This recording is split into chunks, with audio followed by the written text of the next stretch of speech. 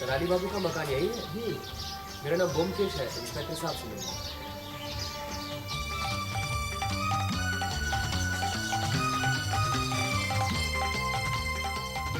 सोच समझ के ठीक से जवाब देना। जरा भी झूठ बोले ना तो सीधा हथकड़ी पहना दूंगा, समझे? जी हुजूर। ओह, तो आ गए आप। कहिए इंस्पेक्टर सेन, कैसे याद किया? बैठिए।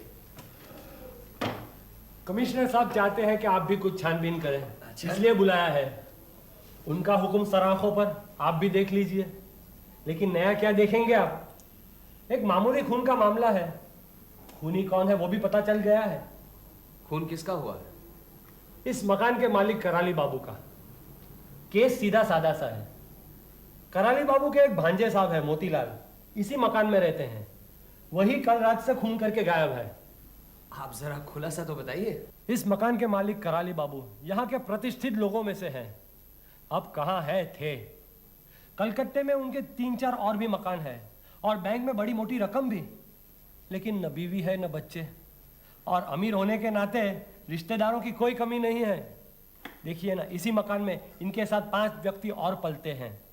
3 भांजे, मक्खनलाल, मोतीलाल और चुनीलाल, और उनकी बड़ी साली के 2 बच्चे, लड़का सुकुमार और लड़की सत्यवती। कराली बाबू थे बड़े गुस्से वाले और सनकी भी। बस आए दिन अपनी वसीयत बदलते रहते थे। उनकी अलमारी से 3 वसीयतें मिली। पहली में उन्होंने मक्खनलाल को वारिस बनाया, दूसरी में मोतीलाल को, और तीसरी में सारी जायदाद सुकुमार के नाम कर दी। पर ऐसा क्यों? जिससे नाराज हुए उसे वसीयत से निकाल दिया। इसी वसीयत को लेकर कल दोपहर मोतीलाल और कराली बाबू के बीच में झगड़ा हुआ था। अब मोतीलाल भी गरम मिजाज का आदमी है और पीने का भी शौकीन। कल रात 12 बजे से वो गायब है। घर के 2 नौकरों ने उसे रात को दाते देखा है, और आज सुबह कराली बाबू की लाश उनके कमरे में मिली। अब तो साफ जाहिर है कि खूनी कौन है। जरा 1 मिनट, पहले इससे निपट लूं। हाँ, तो कल रात को मोतीलाल को कितने बजे बाहर जाते देखा? रात के 12 बजे के बाद। तुमने मोतीलाल को सीढ़ी से उतरते देखा? जी नहीं हुजूर, जब वो दरवाजे से बाहर निकले तब देखा। ऊपर से उतरते क्यों नहीं देखा, बोलो? उस वक्त हुजूर मैं पड़ोस में गांजे का दम मार रहा था। हाँ, बाहर का दरवाजा खुला था। जी। तुम कितने बजे घर वापस आए? मोती बाबू के जाने के आधे घंटे बाद मैं वापस आ गया था। तब तक सुकुमार बाबू वापस आ गए थे। वो अब ये सुकुमार बाबू कहाँ से अटक के? वो मैं नहीं जानता हुजूर। सुकुमार बाबू कितने बजे वापस आए? मोती बाबू के जाने के 10-15 मिनट बाद ही। अब चलिए घर वालों से भी मुलाकात कर लें। कराली बाबू की लाश उनके कमरे में होगी ना? हाँ चलिए, तुम सब यही रहना, समझे?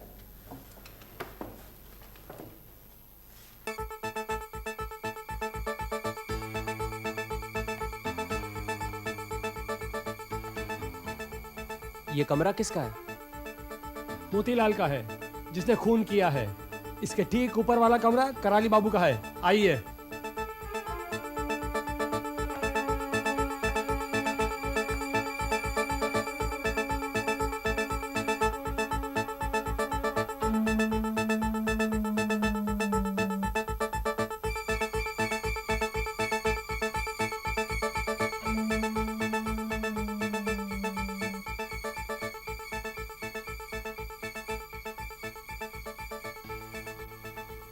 आधी चाय प्लेट में छलकी और आधी कप में है।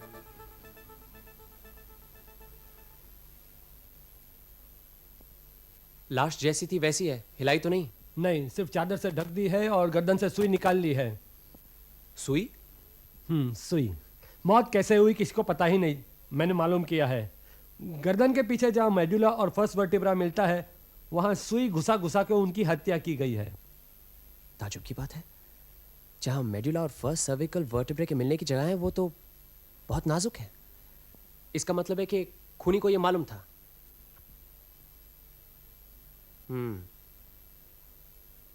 मोतीलाल के खिलाफ गिरफ्तारी का वारंट निकलवा दिया? हाँ, दोपहर तक पकड़ा जाएगा। जाएगा कहाँ? क्या काम करता है वो?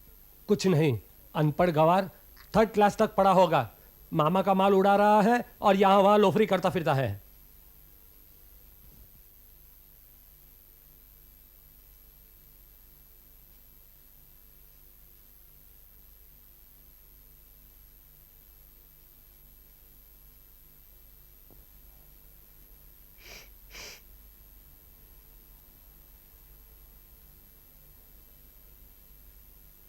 इनकी गर्दन पे तो 3 बार सुई घुसाने के निशान हैं। हाँ है, तो क्या हुआ?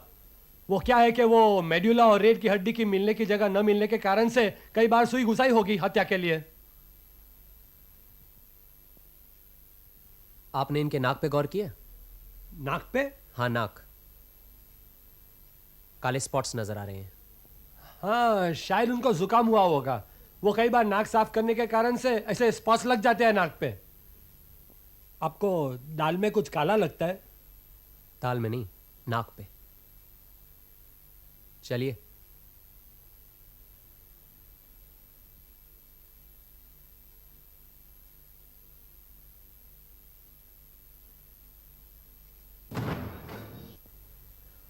वो जो सुई आपके पास है वो जरा दीजिएगा।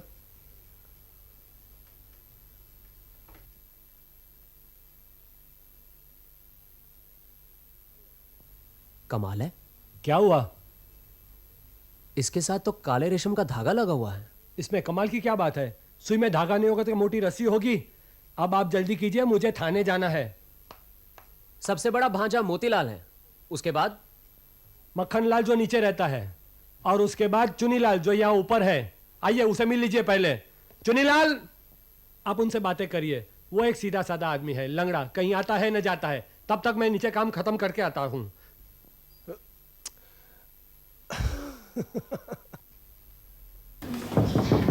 अंदर आ जाइए, दरवाजा खुला है। आप ही चुनीलाल? जी हाँ, मैं ब्योमकेश, आपसे ब्योमकेश बख्शी, सत्यान बख्शी, बैठिए ना। मैंने समझा आप सीआईडी के आदमी हैं। पुलिस को तो आपने सब कुछ बता ही दिया होगा, फिर भी आपसे 2-1 सवाल पूछना चाहता हूँ। हाँ हाँ, शौक से। आप खुद चलकर आए हैं, ये मेरे लिए सौभाग्य की बात है। और आप जरूर अजीत बाबू हैं। जी हाँ। आपको तो मालूम ही होगा कि पुलिस का सारा शक आपके बड़े भाई मोतीलाल पर है। जी हाँ, मालूम है। भैया झगड़ालू और गुस्सेबाज जरूर हैं, लेकिन वे मामा का खून कभी नहीं कर सकते। इतनी बड़ी जायदाद से हटा दी गए हैं, इसी गुस्से से शायद अपने मामा का खून करने पर उतर आए हैं। जायदाद से तो हम तीनों भाइयों को हटाया गया है, फिर उन पर ही शक क्यों हो रहा है? अच्छा ये बताइए, कराली बाबू सबसे ज्यादा किसको पसंद करते थे? हम 5 जन यहाँ रहते हैं, और मामा किसको कितना प्यार करते थे ठीक से कहा नहीं जा सकता। वैसे मामा बहुत कड़े स्वभाव के आदमी थे। उनके मन में क्या है किसी को भी पता नहीं चलता था। हाँ, सत्यवती उनका हमेशा ख्याल रखती थी, शायद उससे ही ज़्यादा प्यार होगा। और आपसे? मैं अपंग हूँ, इसलिए मुझसे कुछ हमदर्दी हो सकती है। आज मामा इस दुनिया में नहीं है, मैं उनके खिलाफ कुछ नहीं कहना चाहता। वो तो हमारे अन्नदाता थे। वो अगर हमें आश्रय नहीं देते तो आज हम सब फुटपाथ पर होते। उन्होंने अपनी आखिरी वसीयत में सुकुमार को सब कुछ दे दिया है, मालूम है? जी हाँ, मालूम है। सुकुमार हर तरह से लायक है, पढ़ा लिखा है, आगे डॉक्टर बनेगा। हम तीनों भाई तो यूं ही हैं, लेकिन इससे मामा के मन में क्या था कुछ पता नहीं चलता। और इस घर में कोई भी ऐसा आदमी नहीं है जिसके नाम कभी न कभी वसीयत न बनी हो। अब तो सुकुमार को सब कुछ मिलेगा। ऐसी हालत में आप क्या करेंगे?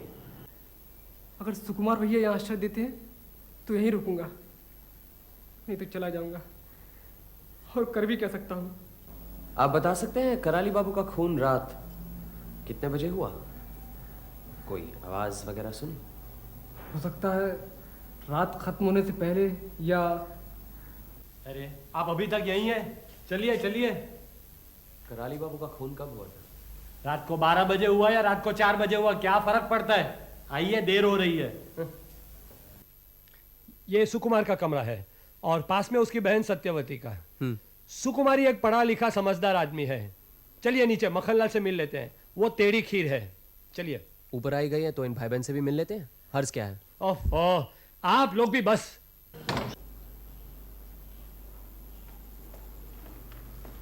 सुकुमार, व्योमकेश बाबू तुमसे मिलना चाहते हैं। नमस्ते। नमस्ते। वो जो भी सवाल करे ठीक सोच समझ के जवाब देना, समझे?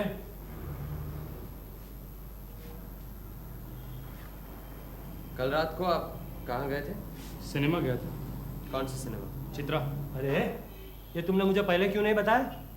आपने पूछा ही नहीं और मैंने भी ज़रूरी नहीं समझा। क्या जरूरी है और गैर जरूरी है उसका फैसला हम करेंगे। तुम्हारे पास कोई सबूत है तुम चित्रा सिनेमा गए थे?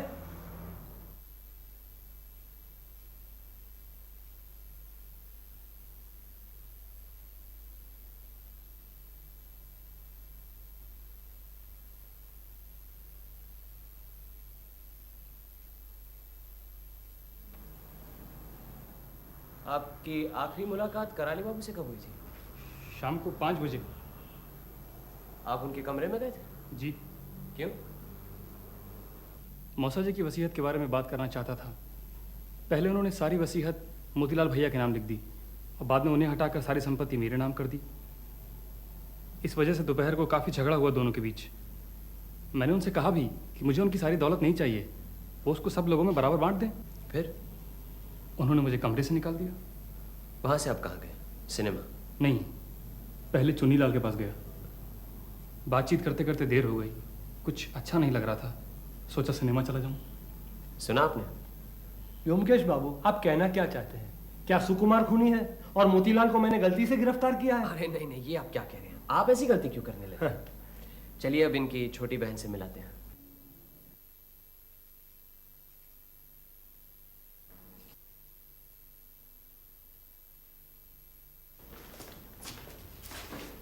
आपको तकलीफ देने आए हैं।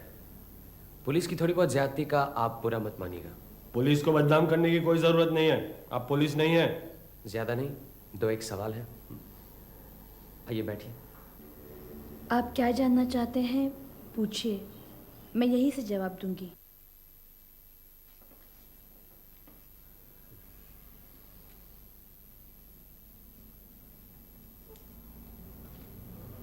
आप ही रोज सुबह चाय लेकर कराली बाबू से मिलती थी। आज सुबह चाय देते समय आपको पहली बार पता चला कि कराली बाबू गुजर चुके हैं। इससे पहले कुछ नहीं मालूम था। रात को कराली बाबू के कमरे का दरवाजा खुला था? हाँ, इस घर में किसी को भी रात में दरवाज़ा बंद करके सोने की इजाज़त नहीं है। इसका मतलब है कराली बाबू रात को कमरे का दरवाजा खुला रखकर सोते थे और ये सबको मालूम है। अब ये कैसा सवाल है? अगर क्रॉस एग्जामिन करना है तो ठीक से करिए ना, मुझे और बहुत काम है। देखिए इंस्पेक्टर सेन, अगर आप दखलंदाजी करेंगे तो मुझे मजबूरन कमिश्नर साहब से कहना पड़ेगा कि आप मेरी तहकीकात में रोड़ा डाल रही हैं। ठीक है, तो मैं जाता हूं।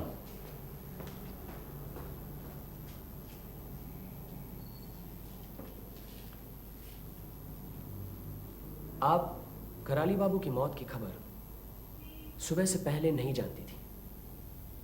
जरा फिर सोचकर बताइए। सोचकर ही बता रही हूँ, नहीं जानती। चाय जब देने गई तो तश्तरी में कैसे छलक गई? वो जब देखा वो गुजर गए हैं तो घबराहट में चाय तश्तरी में गिर गई होगी। पर जब गुजर गए हैं पता चला तो चाय वहां क्यों रखाई? घबराहट में कुछ समझ में नहीं आया, क्या करूं। कल से मेरी तबीयत भी ठीक नहीं है।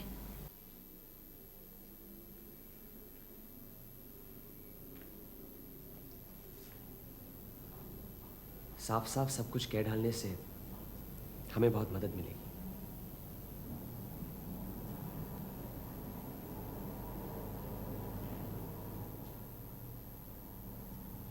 आप सब कुछ नहीं बताएंगे?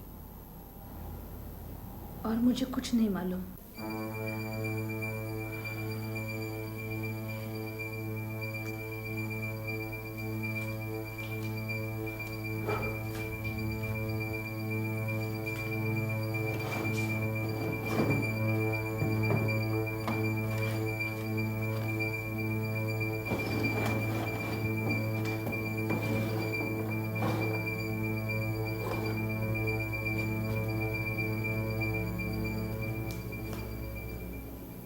ये एम्ब्रॉयडरी आप बना रही हैं? जी।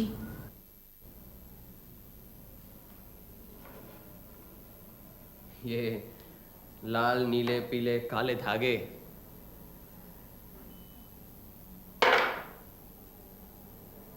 सुई कहाँ है? सुई? हाँ सुई। सुई से तो सिलाई करती हैं। वो सुई कहाँ है?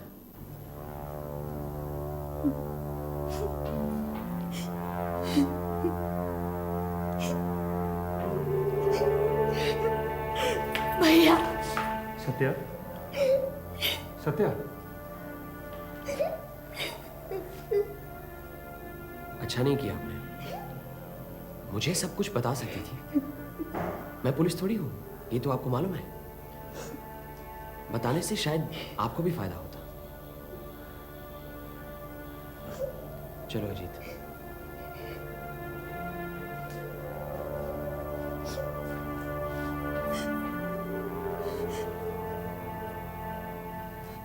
चुन्नी, मोती भाई को गिरफ्तार करके ले आए हैं। आपकी माँ का लाल? नहीं, मुझे मुझे कुछ नहीं मालूम। छोड़ दो मुझे। मैंने मामा को कोई खून नहीं किया, भगवान की सौगंध। मैं रात भर अनारो के कमरे में शराब पी रहा था। अनारो गवाह है। हेलो। ये रहे मोतीलाल, इन्हीं के नाम वारंट था। अगर आपको कुछ पूछना है तो पूछ लीजिए। कहाँ गिरफ्तार किया है? हार्ड काटा गली के एक अड्डे में। छोड़ो। चुप। अजीब आदमी है आप लोग। मैं तो अनारो के कमरे में रात भर सो रहा था। मालूम, लेकिन सुबह तो वापस आ जाते हैं। आज क्यों नहीं आए? रात भर मैंने इतनी पी रखी थी, पूरी एक बोतल पी रखी थी, फिर सुबह कैसे आता? नींद ही नहीं खुली।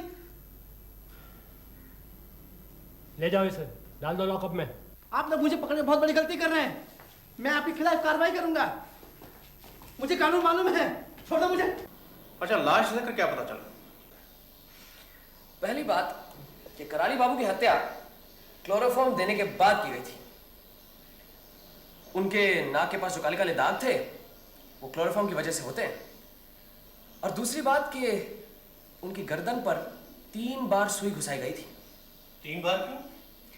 इसीलिए कि पहली और दूसरी बार जहां सुई घातक होती है एग्जैक्ट उसी जगह पर नहीं लगी।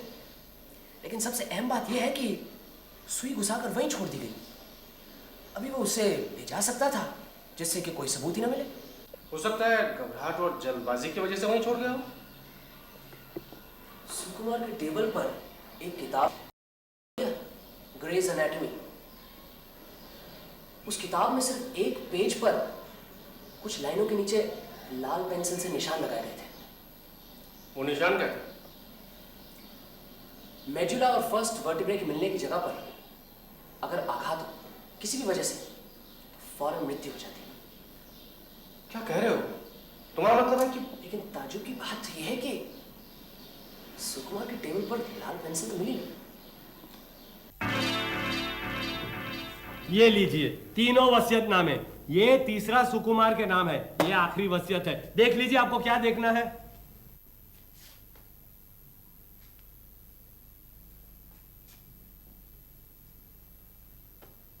देखा? चलिए जरा सुकुमार के कमरे की तलाशी ले ली जाए। अब तलाशी लेना जरूरी है। जी। क्या ढूंढेंगे आप वहां? क्या मालूम, कुछ भी मिल सकता है। कुछ नहीं भी मिल सकता है। क्यों नहीं? व्योमकेश बाबू, आपको मोतीलाल से कोई हमदर्दी है क्या? आइए। आपको जो भी तलाशी लेनी है ले लीजिए, मैं यहां बैठता हूं।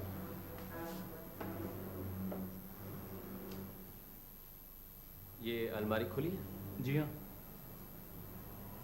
और उन बक्सों की चाबी वो सामने बुक केस पर है। आप जाइए जरा नीचे बैठिए जब तक कि हम न बुलाएं। जी। आइए, इस अलमारी की पूरी तलाशी लीजिए अजीत।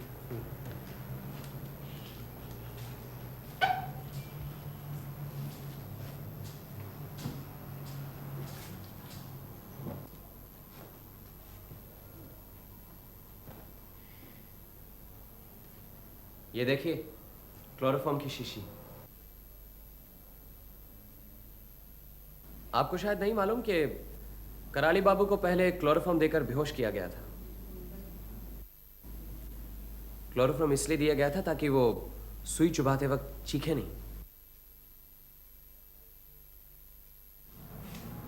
अब ये बक्से देखने हैं, इन्हें पहले अलग अलग कीजिए।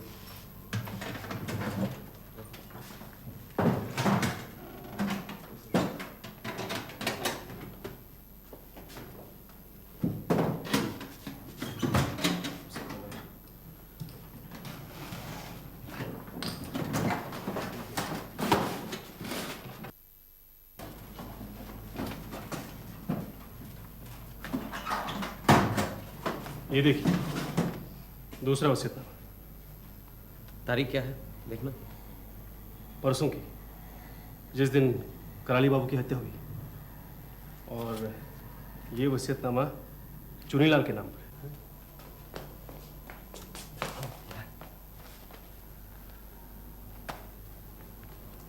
कराली बाबू की जिस तरह हत्या हुई है उससे साफ पता चलता है कि जिसने भी ये काम किया है वो डॉक्टरी की विद्या से वाकिफ है, और सुकुमार तो डॉक्टरी पढ़ रहा है।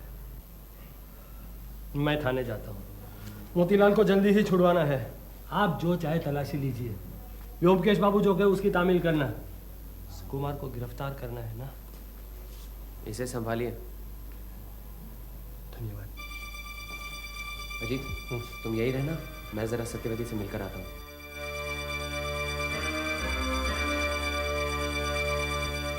आप मेरे भैया को बचा लीजिए। देखिए, और हमें कुछ नहीं चाहिए। हम जिंदगी भर आपका एहसान नहीं भूलेंगे। देखिए, आप धीरज रखिए। अगर आपके भैया सचमुच निर्दोष हैं तो उन्हें कुछ नहीं होगा। मैं उन्हें बचाने की पूरी कोशिश करूंगा, लेकिन मेरे भैया ऐसा काम कभी नहीं कर सकते। वो तो कभी एक मक्खी भी नहीं मार सकते। मैं आपके पैर पड़ती। ये क्या कर रही है? कहिए आप मेरे भैया को छोड़ देंगे? बैठिए, आप बैठिए यहाँ पर। आप गलती कर रही हैं। सुकुमार को छोड़ने का जिम्मा पुलिस का है, मेरा नहीं। मैं कोशिश कर सकता हूं, लेकिन कोशिश करने के लिए मुझे सब कुछ जानना जरूरी है। अगर आप कुछ छुपाएंगी तो मैं आपकी मदद कैसे करूंगा? मैंने तो कुछ भी नहीं छुपाया। छुपाया है। आपको उसी रात कराली बाबू की हत्या के बारे में सब कुछ पता चल गया था, लेकिन आपने बताया नहीं।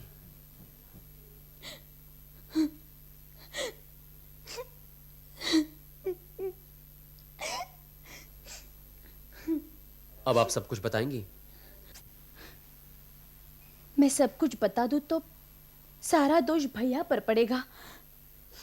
देखिए, अगर आपके भैया बेकसूर हैं तो सच बात कहने से उनका कोई नुकसान नहीं होगा।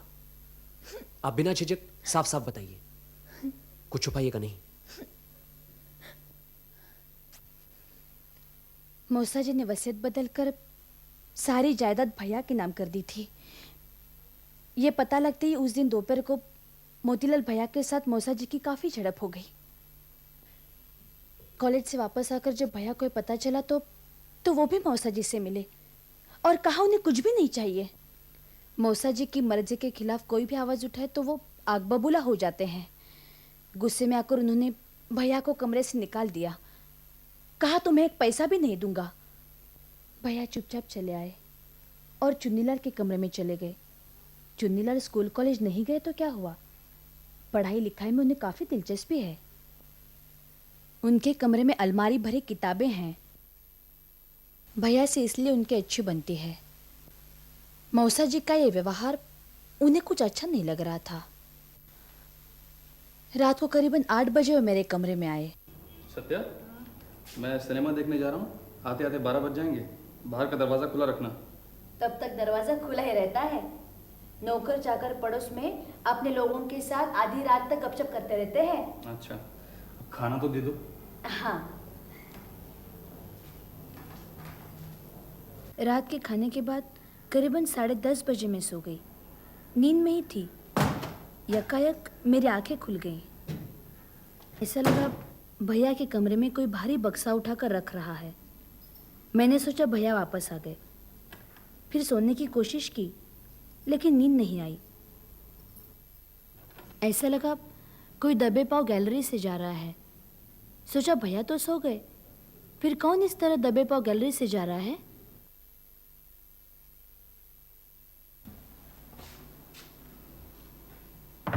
आपको पूरा यकीन है आपके भैया ही अपने कमरे में गए? हाँ, भैया ही थे। अच्छा, तब समय क्या होगा, आप कुछ कह सकती हैं? जरूर। शहर के चारों तरफ तब 12 के घंटे बज रहे थे। फिर भैया 15 मिनट पहले आ गए। उनके कमरे से आवाज सुनी, फिर वो कहाँ निकल गए, मुझे कुछ समझ में नहीं आया। तब ख्याल आया जरूर मौसा जी को देखने गए होंगे। मौसा जी को रात को कभी कभी गठिया का दर्द होता है, नींद नहीं आती, तब उन्हें दवाई देनी पड़ती है ताकि वो सो जाएं। इसलिए मैं उसी वक्त मौसा जी को देखने चली गई। उनके कमरे का दरवाजा हमेशा खुला ही रहता है। अजीब से एक बू नाक में आई। मीठी मीठी? हाँ बिल्कुल ठीक, मीठी मीठी। हाँ, क्लोरोफॉर्म।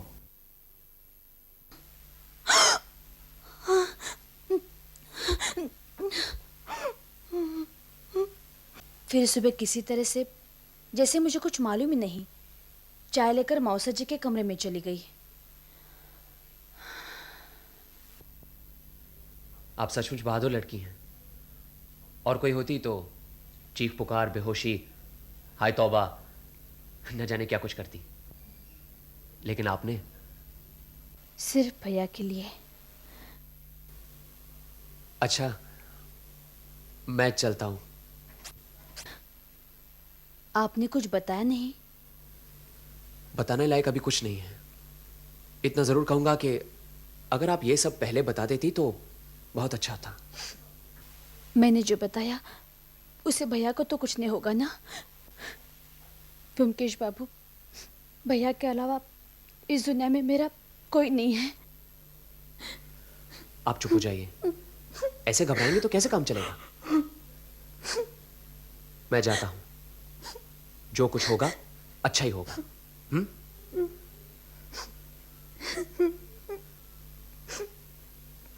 मैं हूं ना।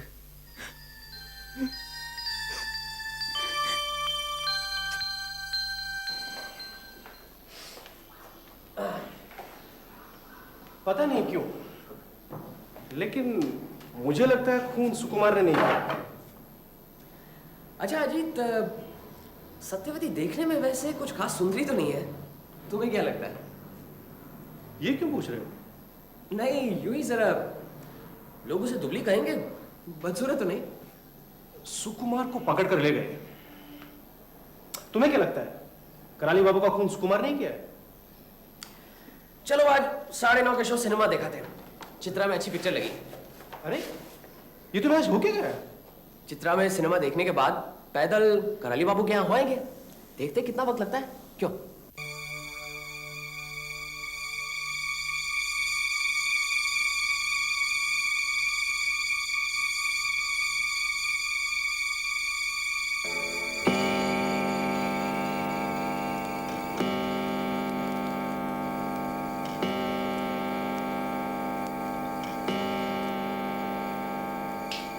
काम बन गया है। चलो टैक्सी पकड़कर घर चलते हैं। सुबह आना है, कल सब कुछ बता दूंगा। चलो। लेकिन ये सब चलो ना। आइए ब्योमकेश बाबू, कल तो आप गायब ही हो गए। आपने मोतीलाल को छोड़ दिया और सुकुमार को गिरफ्तार कर लिया। वो क्या बात हुई? अब आप कहेंगे कि सुकुमार भी निर्दोष है? आप तो हर चीज सोच समझ कर करते हैं ना। हाँ, मुझे तो सुकुमार पर पहले से ही शक था। आखिर में वो डॉक्टर ही पढ़ रहा है ना, इंसान के शरीर के हर हिस्से को अच्छी तरह जानता है। और फिर ये नई वसीयत जो चुनीलाल के नाम मिली, यही तो असली सबूत है। वसीयत तो आपने दिखाई नहीं, कल आप उसे लेकर चलते बने। लीजिए देखिए।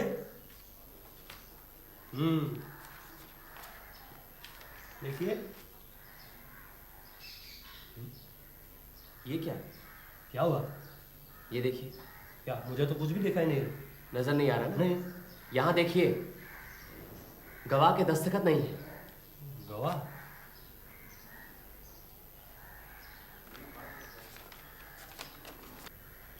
खैर, इस माखनलाल को पकड़े रखिए, छोड़ेगा नहीं। और फौरन एक मैजिस्ट्रेट के यहाँ से अरेस्ट वारंट निकलवा दीजिए। फिलहाल आसामी का नाम लिखने की कोई ज़रूरत नहीं। चलो जी, हम ज़रा चुनीलाल से मिलाते हैं।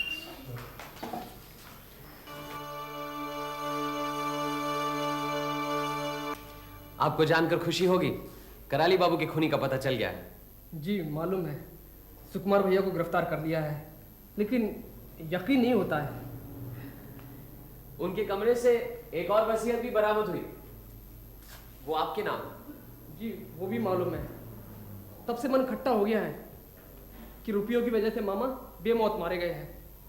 वे सारी संपत्ति मेरे नाम लिख गए हैं, लेकिन फिर भी यकीन मानिए मुझे रत्ती भर भी खुशी नहीं हुई है। फिजियोलॉजी ये सुकुमार की किताब है? जी, सुकुमार भैया कभी कभी मुझे अपनी डॉक्टरी किताब पढ़ने देते थे।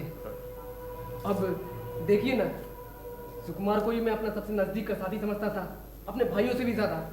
लेकिन मैं देखता हूँ कि आपको तरह तरह की किताबों में दिलचस्पी है। जरूरी जगहों पर बकायदा निशान लगाए हुए हैं। जी हाँ, पढ़ाई के अलावा मेरे लिए और कुछ है ही क्या। बस कोई साथी नहीं है। सुकुमार भैया भी रोज शाम को आते थे और गपशप करते, उन्हीं से मैं पढ़ाई लिखाई और सुख दुख की बातें करता था।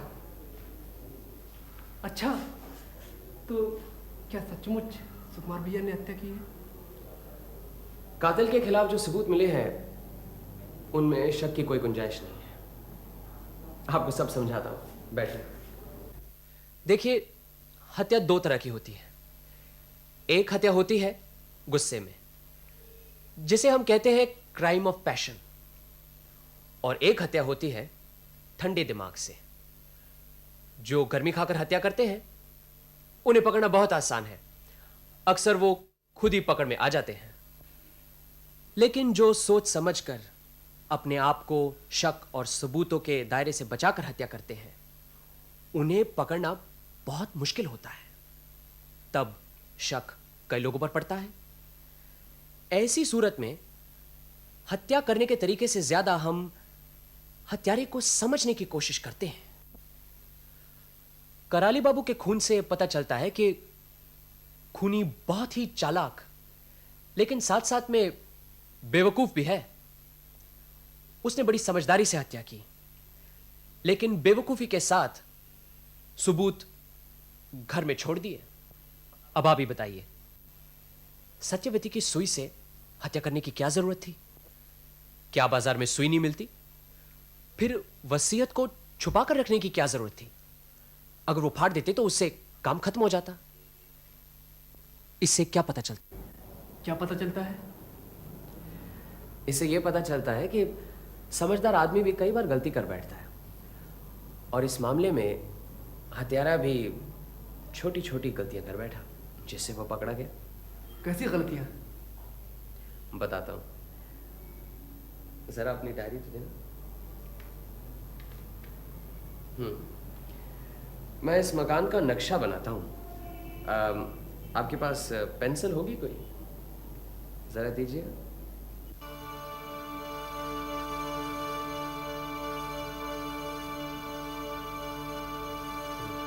नक्शा रहने दीजिए, मैं यूं ही बताता हूं। खूनी ने 3 बड़ी बड़ी गलतियां की हैं। पहली, उसने ग्रे की एनाटॉमी की किताब में एक जगह लाल पेंसिल से निशान लगा दिए हैं। दूसरी, उसने बक्सा हटाते वक्त सावधानी से काम नहीं लिया, कुछ आवाज की। और तीसरी, उसे कानून के बारे में कुछ नहीं मालूम। कानून नहीं मालूम? नहीं। और इसी वजह से इतनी बड़ी साजिश आसानी से पकड़ी गई। आप क्या कह रहे हैं? मैं कुछ समझ नहीं पा रहा हूं। सुकुमार के कमरे में जो वसीयत मिली है वो कानून की नजरों में अहमियत नहीं रखती। उसमें गवाहों के दस्तखत नहीं है।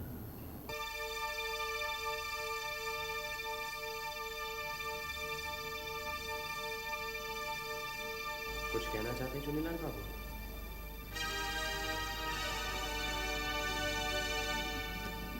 मेरी कुछ तबीयत ठीक नहीं है व्योमकेश बाबू, मुझे थोड़ा सा वक्त चाहिए।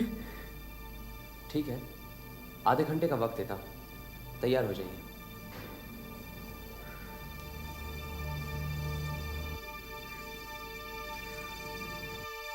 क्लोरोफॉर्म कहां से मंगाया? माखनलाल से। आधे घंटे बाद आइए। माखनलाल जी चुनीलाल को आपने क्लोरोफॉर्म कब ला कर दिया? जी, मुझे कुछ मालूम नहीं। सच सच बताइए, वरना ये वारंट आप ही के नाम लिखा जाएगा। दुआई हुजूर, मुझे कुछ मालूम नहीं। चुनीलाल ने मुझसे कहा उसे रात में नींद नहीं आती, 1 बूंद क्लोरोफॉर्म लेने से नींद अच्छी आएगी, इसीलिए। समझा। इंस्पेक्टर सेन, इन्हें जाने दीजिए। चलिए, भागिए। वारंट आ गया? अभी नहीं, लेकिन ये वारंट है किसके लिए? उसी के लिए जिसने कराली बाबू का खून किया है। देखिए व्योमकेश बख्शी, ये मजाक का वक्त नहीं है। कमिश्नर साहब आपको चाहते हैं, इसलिए मैं आपको बर्दाश्त कर रहा हूं, लेकिन मेरा कोई मजाक उड़ाए ये मुझे बिल्कुल पसंद नहीं। ये मजाक बिल्कुल नहीं है, मैं ठीक कह रहा हूं। चुनीलाल ने कराली बाबू का खून किया है, ये वारंट उसी के लिए है। आप भी व्योमकेश बाबू। आप चलिए मेरे साथ, वो अभी अपना जुर्म कबूल करेगा, वरना अदालत में ये जुर्म साबित करना मुश्किल था। उसने आधे घंटे की मोहलत मांगी है, आधा घंटा हो गया है। चलिए।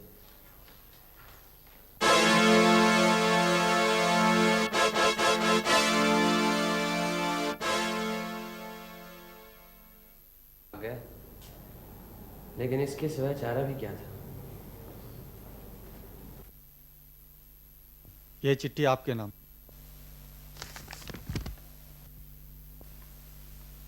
ओमकेश बाबू, चलता हूं।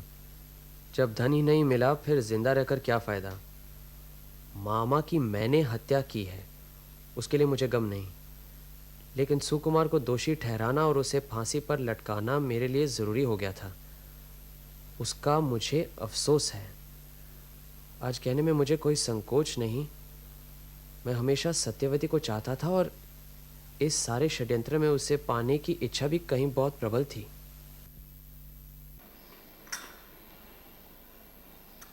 किस तरह से चुनीलाल ने कराली बाबू का खून किया, जरा खुलासा बताओ तो। चुनीलाल जैसे विकलांग लोगों में एक अजीब तरह की कमजोरी होती है। अपने बिगड़े हुए अंग पर वह कोई मजाक या चोट नहीं सह सकते। अब कराली बाबू मुंहफट आदमी थे, सो आए दिन चुनीलाल के लंगड़ेपन पर चोट करते रहते थे। इसीलिए चुनीलाल ने एक ठान ली थी बहुत दिनों से कि वो बुढ़े का सफाया करना है। उस रात 8 और 9 के बीच जब सत्यवती रसोई में थी, उसके कमरे में गया और वहां से सुई और थिम्बल चुरा लाया। उस रात करीब 11:30 बजे मोतीलाल घर से निकले, जिसे चुनीलाल ने अपने कमरे से देखा।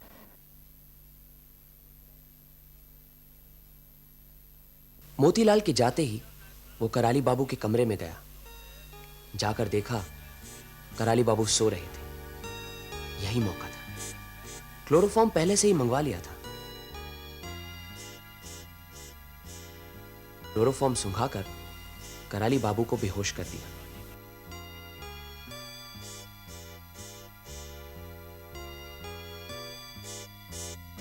फिर अलमारी खोली और पास ही दराज से आखिरी वसीयत निकाली।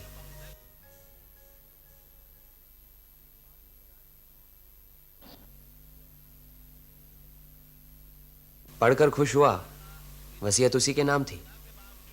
वसीयत को अपने पास ही रखा और फिर ठान ली कि जो सोचा था उसे करने का वक्त आ गया है।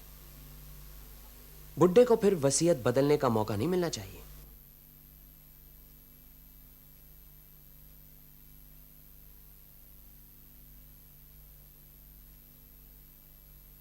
उसने कराली बाबू को एक तरफ पलटकर उनकी गर्दन पे सुई से वार किया। एक बार सुई चुभाने से काम नहीं बना, इसलिए 3 बार वार किया। सुकुमार जैसे डॉक्टरी पढ़े हुए लोग शायद ये काम एक ही बार कर लेते। काम हो जाने के बाद सीधा सुकुमार के कमरे में गया। चुनीलाल ने पहले से ही सोच लिया था कि अपने ऊपर कोई शक न हो, इसलिए किसी दूसरे पर शक होना जरूरी है। वहां उसने सुकुमार की अलमारी में क्लोरोफॉर्म की शीशी छुपा दी और बक्से की चाबी लेकर एक बक्सा खोलकर उसके अंदर वसीयत छुपा दी।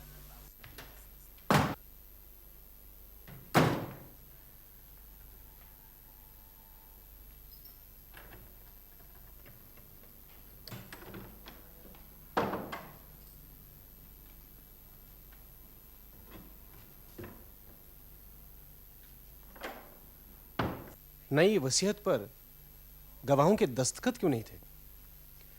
कराली बाबू ने रात को खाने के बाद वसीयत तैयार की होगी। हाँ। उन्होंने सोचा होगा सवेरे किसी के दस्तखत करवा लेंगे, लेकिन हाँ। अच्छा, सत्यवती से फिर कभी मुलाकात हुई? हाँ, कई बार।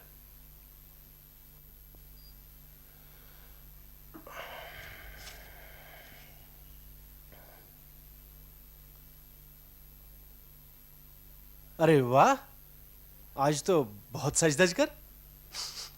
सेंट भी लगाया? सत्य की खोज करना क्या कुछ मामूली काम है? बहुत कुछ करना पड़ता है। सत्य की खोज तो तुम कई दिनों से कर रहे हो, लेकिन कभी इतना बंठन कर नहीं निकले। सत्य की खोज तो हाल ही में शुरू की है। मतलब? सत्य मतलब सत्यवती? ब्योमकेश, 4 बजे मिलना है विक्टोरिया मेमोरियल के पास। मैं चलता हूं।